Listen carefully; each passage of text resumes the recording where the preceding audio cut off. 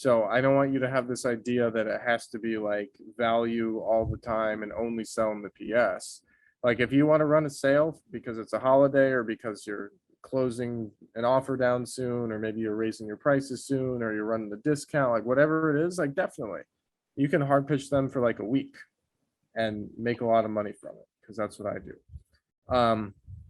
Now it doesn't just have to be during sales. Like you can have sometimes where you tell a story and you sell in the PS. You can have times where you really hard sale. You can have times in the middle where you just kind of like tell a story and then you correlate the story to a product that you have for sale. So a really good example of this would be one time I wrote an interesting story about like why Henry Ford was the smartest.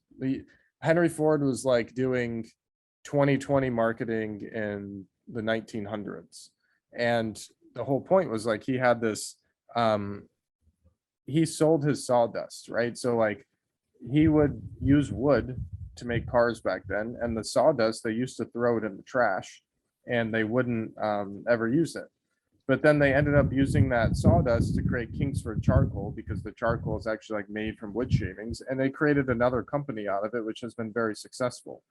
And I correlated that story to one of my products that helps people make money when people unsubscribe from their list. So it's like you're taking something that you think wasn't valuable and you're making it valuable again. So I like took a story and then I tied it to one of my products.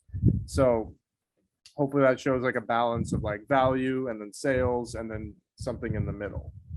Yeah. So obviously, going back to kind of, that does make sense as well. Going back to what you said about increasing emails from 3 to 6 per week. So obviously currently the newsletter format, so it's 300 to 350 words.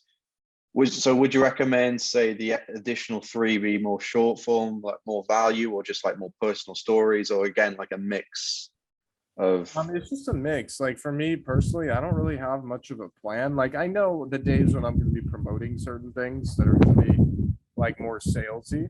But I don't really create a plan. It's just, for me, the biggest thing that I write about is like, and this is harder when you're writing for somebody else, but I'm sure you probably know Jordan kind of well, but like I will go around and just live my life. And then things will happen to me and I write them down on my phone. I have like a specific note where I write down like interesting things. Maybe I was like scrolling Instagram or watching TV and somebody said something that kind of just made me think like, oh, that would be a cool topic to write about. Or maybe I'm out in public and something weird happens. I'm like, oh, that's a really funny story. That'd make a great email. And you just like keep track of these things. Additionally, what you can do is you can look up in Reddit, on Facebook groups. You can email and survey your own customers to find out what they want to hear about. So you could literally send an email, and I do this too, after somebody buys something from me.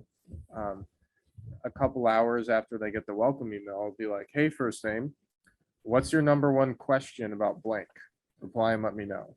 And then you just fill in the blank with whatever it is that your audience cares about. So like for me, it's, hey, first name, what's your number one question about email marketing? Reply and let me know.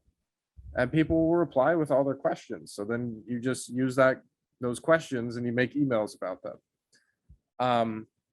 As far as Reddit and Facebook groups are concerned, you can just Google like Reddit and then anything else after it. So if you Google, like, let's say you're in the weight loss space or something, you could Google Reddit, can't lose weight, or like weight loss horror story.